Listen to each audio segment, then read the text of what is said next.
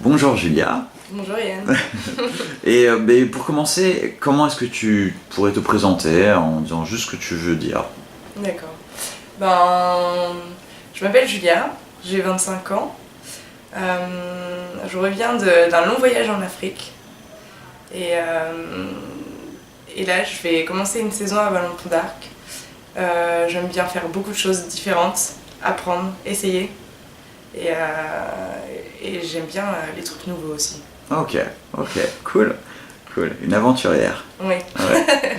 Et donc pour parler de l'ayahuasca, premièrement, comment est-ce que tu en as entendu parler? Alors j'en ai entendu parler parce qu'à l'époque je vivais chez une très bonne amie à moi qui est tatoueuse. Parce qu'en fait je m'occupais de ses enfants. Et en fait elle est partie, je sais plus trop faire quoi. Et j'étais seule avec Léna et elle m'avait dit ah il y a une conférence sur laquelle je voulais trop aller, c'est dommage que je sois pas à Lyon. Et je lui dis mais c'est quoi? Elle me fait c'est une conférence sur l'ayahuasca. Et en fait j'avais déjà entendu le nom ayahuasca, tu vois, sans vraiment savoir ce que c'était. Et du coup je me suis dit tiens je vais aller à cette conférence. Et du coup j'y suis allée et c'était en fait des gens de Inner Mastery qui organisaient ça. Et en fait pour expliquer ce que c'était quoi, comment fonctionnait leur stage, comment ça se déroulait, combien on était, les lieux, expliquer tout en fait, tout ce qu'ils faisaient. Et du coup je me suis dit ça m'intéresse beaucoup parce que j'avais, tu sais t'as des périodes où t'es bloqué en fait pour comprendre des choses en toi. Et j'avais besoin de me débloquer, je me suis dit tiens je vais essayer un truc extérieur mais au final qui agit à l'intérieur pour essayer de comprendre où j'en suis et comment passer cette barrière et continuer à avancer. Ouais, ok. Et, et donc pourquoi tu l'as fait? Pourquoi je l'ai fait? Parce que je pense que j'avais une espèce d'espoir, c'est ça de... Enfin, tu sais, t'as toujours un peu cet espoir que ça guérisse tous les maux de ta vie et que tu prennes de l'ayahuasca et qu'après tout aille mieux et ce soit parfait, tu vois. Mais en fait, c'est pas du tout si simple que ça, parce que ça l'est jamais de toute manière, mais je pense que j'avais juste envie que ma vie soit moins le bordel, parce que ma vie c'était un beau bordel, surtout amoureusement, parce que je pense que j'arrivais pas à m'écouter, ma vie allait trop vite, si tu veux. Ma vie allait trop vite, que ce soit ma vie amoureuse, que ce soit ma vie professionnelle, j'étais tout le temps surchargée de trucs à faire. J'avais même des amis qui me disaient mais Julia, toi faudrait pas que tes journées durent 24 heures, faudrait qu'elles durent plus en fait, je sais pas comment tu fais. Mais, tu vois, toujours ce truc d'être en fait comme brouillé tout le temps parce que c'est plus simple, parce que tu réfléchis moins. Et au final, au plus tu continues à agir comme ça, au plus ta vie c'est le bordel. Et du coup ça a commencé vraiment à arriver à un point où il fallait que je fasse quelque chose quoi. Ok.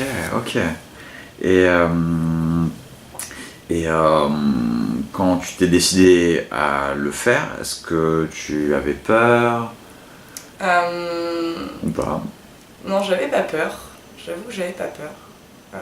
T'avais de l'appréhension, pas du tout même, ou t'étais... Non, j'avoue que quand je me lance dans un truc, je suis toujours... parce que je suis très enthousiaste, tu vois, très enthousiaste. Et du coup, j'ai toujours cette espèce d'excitation d'enfant, de « Oh, purée, je fais un truc nouveau », tu vois, et du coup, non, j'avais pas peur. Après, en arrivant sur le lieu, là, j'ai commencé à avoir un petit « Pouf, dis donc, genre ce soir, on va prendre de l'ayahuasca, qu'est-ce que ça va me faire ?» Enfin, tu sais, parce que t'as toujours entendu plein de trucs différents, mais non, je me suis dit « Mais n'aie pas d'appréhension, parce que ça va mettre quelque chose de négatif dessus, tu vois, et juste... attends-toi à rien et tu verras quoi. Ok. Et donc pour parler de ta retraite, tu l'as faite où? Et combien de temps, combien de nuits est-ce que tu as fait? Combien de jours? Ok. Alors c'était aux Pays-Bas. C'était je crois 1h30 d'Amsterdam, donc dans la campagne bien profonde quand même hollandaise. Genre dans un petit village paumé, une jolie espèce de grosse maison, où on pouvait faire un feu dans le jardin et tout. C'était un lieu vraiment sympa. Il n'y avait pas grand chose autour, tu vois, des champs avec des vaches et un grand golf, je me rappelle d'un grand golf, où il y avait des hérons. Et du coup, je suis restée là-bas 3 jours. Ouais, c'est ça. Et donc 2 nuits à prendre de l'ayahuasca. Ok. Et on était, la première nuit il me semble qu'on était 14 personnes et après au maximum on devait être 16 il me semble, 16 participants. Cool. Ouais. Et ça allait. Ouais, ça s'est bien passé parce que je les ai trouvés très... comment dire, ils s'occupaient bien de nous, tu vois, très attentionnés, je dirais. Genre l'organisateur, qui était un Italien, quelqu'un de très charismatique et tu sais, tu sentais qu'il y avait un truc en lui, il avait envie de pousser les gens à s'aimer, à se comprendre. C'était une belle personne, j'ai trouvé. C'était vraiment quelqu'un qui nous a fait du bien, tu vois. Et vu que c'était lui un peu le moteur de tout ça, c'est pour ça que moi, ça m'a vraiment plu. Et donc en fait, quand on est arrivé le vendredi soir, il a pris un temps pour voir chaque personne à part pendant 10 minutes. Te poser des questions, déjà sur comment dire, les allergies, les trucs comme ça, tu vois, forcément, faire attention à pas donner de l'ayahuasca à n'importe qui, mais aussi de pourquoi t'étais là, qu'est-ce que tu cherchais, qui t'étais, tu vois, essayer de comprendre un peu, juste en 10 minutes, juste échanger et voir, enfin... Et du coup, j'ai trouvé ça chouette déjà. Carrément. J'ai trouvé ça chouette. Et il y avait lui, il y avait quoi, il y avait d'autres personnes, j'imagine, qui l'accompagnaient. Il y avait lui, une Hollandaise aussi qui était là, une jeune fille, et un Mexicain. Ok. Ouais. Ok. Et le déroulement du séjour, tu parlais de thérapie de groupe en journée également. Ouais. Comment ça se passait, comment ça s'emboîtait. C'était assez bien fait, je t'avoue, parce qu'en fait, on avait toujours des petits exercices, forcément le premier soir, tu vois, pour essayer de se connaître un peu les uns les autres. Et après, en fait, on avait des espèces ce que je disais, de faire un peu de la méditation soufie, avec, tu sais, un peu dans le noir, à faire des espèces de danse, à courir, machin, avec de la musique, enfin, vraiment super chouette, tu vois, pour se mettre dans le truc, en fait. Et lui qui demandait, en fait, à chaque fois avant qu'on prenne de l'ayahuasca, qu'on dise un mot, tu vois, une intention à poser sur ce qui allait se passer ce soir-là, tu vois. Et c'est marrant parce que du coup il y a eu une grosse différence entre le premier soir et le deuxième soir, où le premier soir tout le monde est vachement dans le comprendre, machin, analyser et tout, et au final moi le deuxième soir, et on a été plusieurs, et ça c'était lâcher prise en fait, juste laisser aller avec l'ayahuasca, c'est elle qui va te guider, tu vois.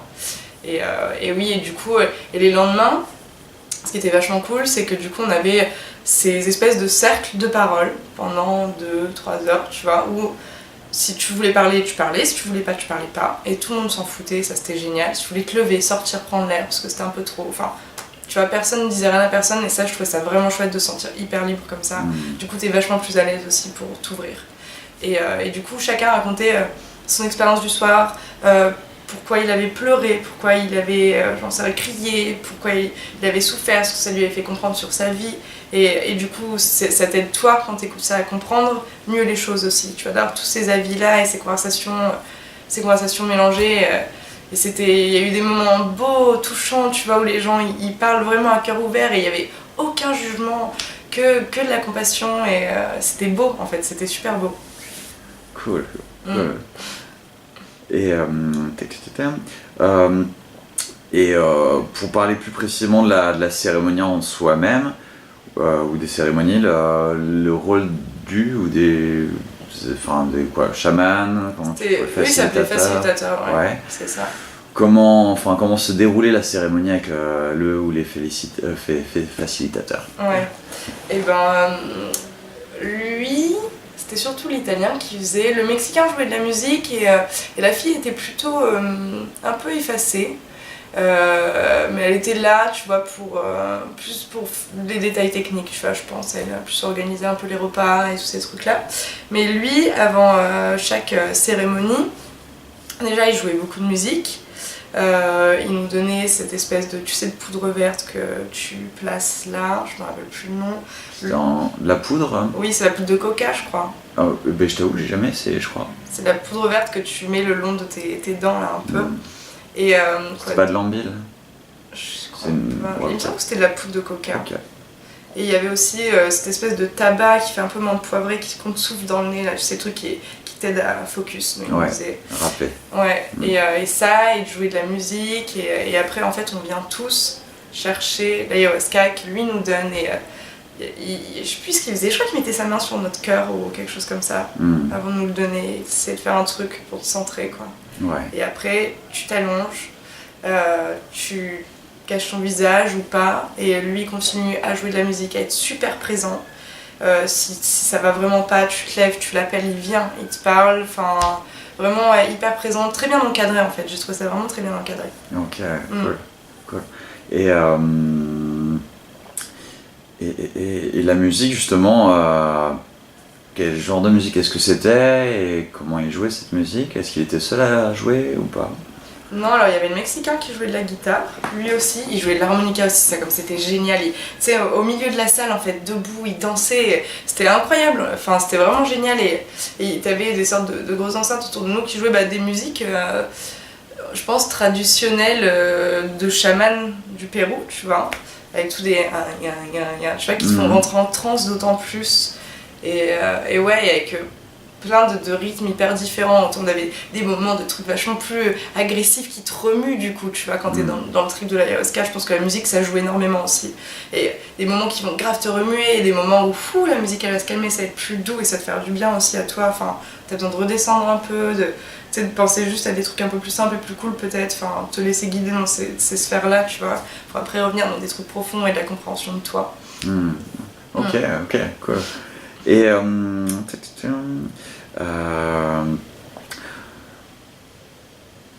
et donc t'as fait la purge du tabac aussi ou pas? Oui, c'est le truc qu'ils mettent dans le nez, ça c'est ça. Non, c'est ce que. Donc toi t'avais fait le râpé, donc Oui. tu sniffes, Ok. où on te souffle dans le nez plutôt. Et non, la purge au tabac, c'est boire en fait un jus de tabac frais. Toi non. tu l'as pas fait, ok. Non, ça on l'a pas fait.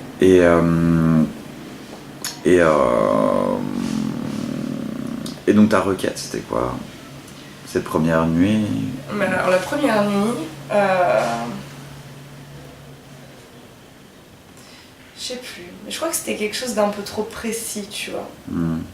Et où du coup, la première nuit, j'étais vachement focus sur le fait de pas vomir, tu vois. Et du coup, je me suis plutôt kéblo là-dessus. Après, ça m'a vraiment pas empêché de voir des choses, mais plus de survoler. Tu vois, j'ai eu des très belles scènes en fait où je me suis vue moi en aigle qui volait au-dessus des montagnes. Alors ça, c'était magnifique. Et en plus, je me suis réveillée très tôt le matin, je me suis mis dehors.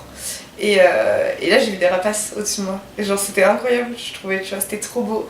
Dans cette espèce de campagne toute brumeuse et blanche là, et de voir genre des rapaces voler, tu vois. C'était vraiment étrange et beau. Mais ouais, la première nuit, je pense que j'étais vraiment trop focus sur le fait de pas vomir, un peu bloqué, tu vois. Ouais. C'est pour ça que ma deuxième nuit c'était lâcher prise et laisse faire et voir. Et là, sur ces 2 nuits que t'as faites, qu'est-ce qui t'a le plus marqué en termes d'événements sous ayahuasca? Ou les effets en fait de l'ayahuasca que t'as vu? C'est ce qui m'a le plus marqué, je pense, c'est ce que j'ai vu dans moi, tu vois, plus que comment dire, les effets, que ce soit physique et tout ça, parce que en soi, tu vois, le premier soir j'étais stressée du vomi, mais au final, le deuxième soir, comme je l'ai laissé venir, en fait, c'était quelque chose de positif. Enfin, je comprends vraiment le côté où on dit ça purge, tu vomis tes émotions, mais en fait, c'est vrai, genre, moi le deuxième soir, je me suis retrouvée à avoir une peur que j'avais, la peur de la solitude. Et ce qui faisait pourquoi ma vie c'était un bordel comme ça, tu vois, au final je l'ai compris après. Mais en fait, je me suis retrouvée face à cette peur de la solitude, et en fait, l'ayahuasca m'a amenée par des symboles que j'ai compris direct en plus, à voir d'où ça venait. En fait, tu vois, le fait de juste comprendre d'où ça vient, ça t'aide à mieux appréhender le truc, à te comprendre toi et à accepter et à te pardonner, tu vois. Et le facilitateur, l'italien, il disait tout le temps I love my shit, tu vois, genre aimez vos merdes en fait, aimez toutes ces saloperies qui y a en vous, c'est même pas des saloperies, juste aimez-les, ça fait partie de vous. Ouais. Et du coup, ouais, je me suis retrouvée face à ça et à vraiment avoir des scènes fortes de symboles que je comprenais, et du coup à vomir ça, tu vois. Et au final, ça m'a appris un truc hyper important dans la vie, c'est que c'est pas la peur le pire en soi, c'est la peur que t'as de ta peur, enfin c'est ça qui te bloque, tu vois, parce qu'une fois que tu te retrouves face au truc et que oui t'es obligé d'y aller, tu te rends compte que oui tu peux le faire, et que tu vas pas mourir, que le ciel va pas te tomber sur la tête, tu vois. Et c'était hyper important de comprendre ça pour moi. Et tu parlais donc t'avais cette vision de l'aigle qui volait. Qu'est-ce que t'as eu comme autre interaction avec l'ayahuasca, pendant la première nuit par exemple, est-ce que t'as ressenti des choses particulières? Ouais, mais je les ai, comment dire, je les ai un peu juste survolés, tu vois. Ok. Et peut-être que l'aigle, ça voulait dire ça aussi. J'ai senti des trucs, j'ai vu des visages, j'ai eu des émotions d'amour, de manque, mais des trucs très doux, tu vois. Enfin, genre vraiment, c'était pas agressif du tout. Alors que la deuxième nuit, c'était peut-être un peu plus, je dirais, violent, mais avec de très grandes pincettes. Hein. Mais où justement, là, c'était beaucoup plus fondamental pour moi, tu vois. C'est ça qui m'a plus changé. Ouais. Et qu'est-ce que t'as eu durant la deuxième nuit par exemple qui ont pu te changer, qui ont pu être plus profonds? Bah, je me rappelle d'une scène qui était assez magnifique. En fait, il y avait une rivière derrière moi. J'étais devant un arbre immense, de toutes les couleurs, magnifique. Et je dansais. Et là, il y a un crocodile qui sort de l'eau, tu vois. Je vois le crocodile, forcément je flippe de ouf, j'étais toute seule, là il y a un crocodile énorme qui sort de l'eau, je flippe. Et là il y a une voix dans ma tête qui me dit mais Julia, t'es courageuse, arrête de douter, t'as du courage en toi. Et du coup je me dis ok, vas-y, donc je fixe ce crocodile, on se regarde, un moment, puis il part, il retourne dans l'eau, tu vois, et je me remets à danser. Et en fait c'était juste ça, juste affronte tes peurs, vas-y, tu vois. J'ai trouvé ça hyper beau. Et là, toute la fin de mon trip ce soir-là a fini sur une image magnifique aussi de moi, petite. J'avais genre moi à 12-13 ans, tu vois, sur un bateau au milieu de l'univers. Et j'ai eu cette voix qui m'a dit tu es le capitaine de ton bateau, tu vois, mais t'es tout seul à bord la plupart du temps. Et en fait, ça voulait dire arrête d'avoir peur d'être seul en fait, parce que c'est normal, toi, un humain, t'es né, t'es seul, tu vois, je sais pas comment dire, je veux dire, t'es un, tu vois, t'es pas. Oui, t'es plusieurs aussi, mais d'abord, tu dois être un pour te comprendre et pour savoir mieux peut-être aussi accepter les autres autour de toi. C'est ce côté-là aussi de savoir s'aimer pour pouvoir donner de l'amour et en recevoir, tu vois. Ouais, carrément, carrément, ouais. Ok, cool.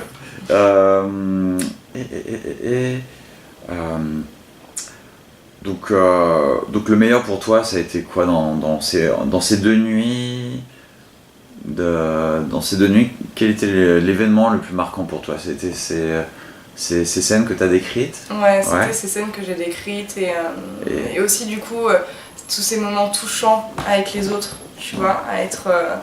tu sais, tu te réveilles le lendemain d'avoir pris de l'ayahuasca, d'avoir compris tous ces trucs-là sur toi et tu sais, t'es vraiment... je sais pas, je dirais pas à fleur de peau, je saurais même pas comment dire, t'es plein de sensibilité mais d'une manière très douce et vu que tout le monde était adorable, il y avait vraiment une belle énergie qui se dégageait de notre groupe aussi, tu vois. Ouais, je vois carrément. Et là on parle du meilleur, est-ce que tu as eu un pire ou un côté négatif dans toute cette aventure ou au cours de ces deux nuits?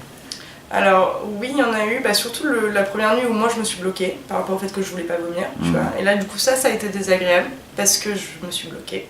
Donc t'as pas vomi? Non, j'ai pas vomi, mais enfin tu vois, au final c'était un peu nul de rester bloquée là-dessus. J'aurais juste vomi une fois et après pu passer ma nuit à comprendre des trucs, à voyager dans mon inconscient, ça aurait été peut-être beaucoup plus intéressant. Mais bon, tu vois, les choses fonctionnent par étapes et au final je l'ai compris la seconde nuit.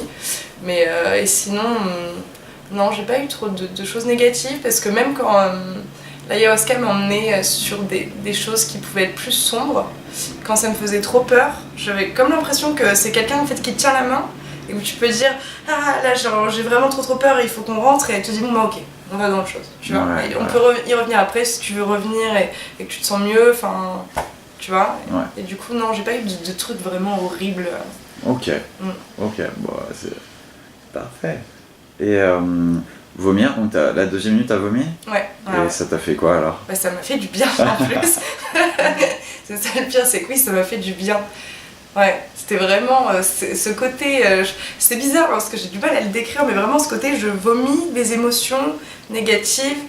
Il y a vraiment ce côté imagé de sortir ça de ton corps, de cette purge, tu vois. Et du coup, pour moi, quand j'en parle, je dis j'ai vomi ma peur de la solitude.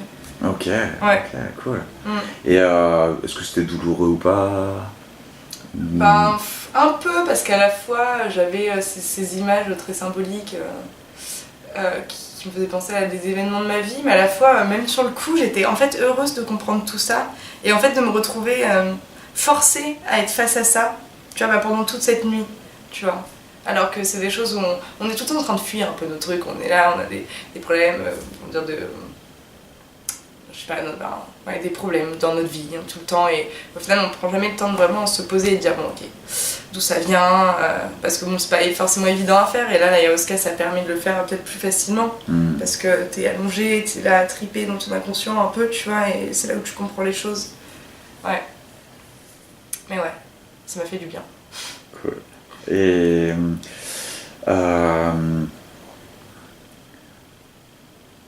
est-ce que et comment tu t'es senti après en fait, après cette retraite? Alors après cette retraite, j'étais avec ma meilleure amie, Violaine, et du coup on a fait quelque chose d'assez intelligent. On est parti encore s'enfoncer plus profondément dans la campagne hollandaise, quelques jours chez une dame qui était même pas là et qui organisait en fait des retraites de yoga et tout ça. Du coup on avait en fait juste, c'était marrant, on avait une tente dans une pièce à l'intérieur avec un petit poêle à bois il me semble, et donc plein de livres de yoga, des coussins, des tapis, et en fait on était là pendant 3 jours, seuls. Et on en avait besoin parce que je comprends pas, enfin je pense que c'est possible hein, mais ça doit être vachement dur de faire ces week-ends ayahuasca après de reprendre ta vie normal. Je pense que t'as quand même besoin de temps pour encaisser, continuer d'en parler, et le fait qu'en plus on était restés que toutes les deux et qu'elle l'avait fait aussi, enfin, ça nous a, disons que ça a aidé à continuer à comprendre les choses, tu vois, ouais, au fil des jours. Et c'était vraiment très agréable.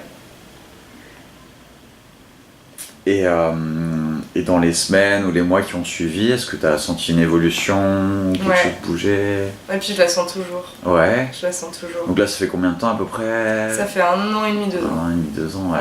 Et c'est-à-dire, qu'est-ce que tu as ressenti depuis jusqu'à aujourd'hui en termes d'évolution? En fait, j'ai l'impression que l'ayahuasca, ça m'a donné des clés pour me comprendre, tu vois. Ça m'a pas dit là ça va tout éclairer d'un coup, genre tu vas avoir une vision hyper clairvoyante de ce côté, machin. Non, c'est pas ça, c'est tiens, c'est comme ça que tu peux te comprendre. À toi de continuer à faire l'exercice un peu, tu vois. C'est comme ça te montre le bout d'un chemin et tu peux continuer à le faire. Et du coup, ouais, dans ma vie de tous les jours, ça m'aide à voir quand j'essaye de faire de l'auto-mensonge, tu vois.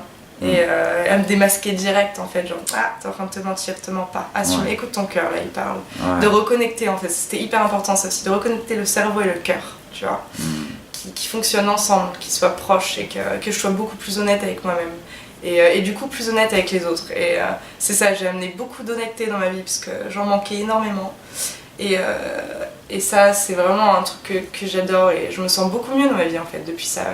Je te dis, je continue à évoluer dans un sens que j'aime. Et tu vois, j'aime ce que je deviens et j'aime ce que je vis du coup. Et j'ai plus peur de faire les choses. C'est pour ça que j'essaye tout le temps plein de nouveaux trucs. Je sais que je suis courageuse, tu vois. Et justement, au plus je fais preuve de courage dans ma vie, au plus ma vie me plaît, au plus je suis heureuse. Et tu sais, c'est un truc qui continue quoi, de grandir, et ça m'aide énormément. Ouais. Ah, c'est un cercle vertueux. Oui, c'est ça. Et est-ce que donc tu penses que ça a mis fin, ou ça a résolu le problème, ou la chose que tu voulais régler? Sur ma peur de la solitude, oui. Après, du coup, forcément, il y a ce côté, t'enlèves des couches, tu sais, comme avec justement ce côté-là, avec l'automensonge, j'ai noté, t'enlèves des couches, et en fait, il y a toujours quelque chose en dessous, tu vois. Et en fait, ça me permet juste de creuser plus profond. Après, là, je suis sur d'autres trucs à comprendre sur moi, de comportement, notamment amoureux en ce moment, tu vois. Mais oui, j'y vais pas à pas, j'accepte vachement plus ce que je suis, on va dire un peu, je sais pas si je peux dire vraiment mes travers, mais ouais, mes comportements que avant ça m'aurait peut-être juste bloqué, tu vois. Et là, maintenant, c'est juste bon, on va essayer de comprendre d'où ça vient, comment changer un peu les choses. Pourquoi, tu vois, de creuser en fait.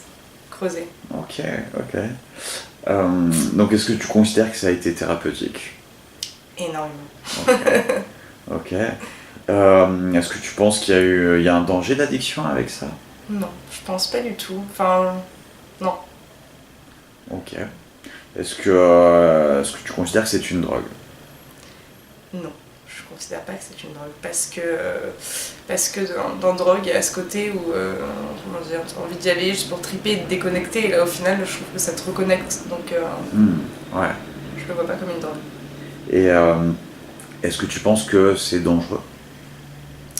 Je pense qu'il faut faire attention en fonction de chaque personne, aussi peut-être commenter psychologiquement, commenter, si tu as des problèmes de santé, tu vois, peut-être qu'il y a ces trucs-là à prendre en compte, c'est peut-être des régimes particuliers pour, je sais pas, par exemple quelqu'un qui est diabétique ou j'en sais rien, mais après globalement, je pense pas. Ok. Et qu'est-ce qui t'a donné envie de partager ton témoignage? Si ça peut aider des gens à faire le pas et à essayer, parce que je pense que pour savoir si quelque chose va t'aider, il faut essayer dans tous les cas. Et ouais, pour ça, peut-être donner envie aux gens de le faire aussi. Ok. Donc tu le recommandes? Oui. Oui. Et voilà, si tu devais définir ton expérience en un mot, en un mot, ouais.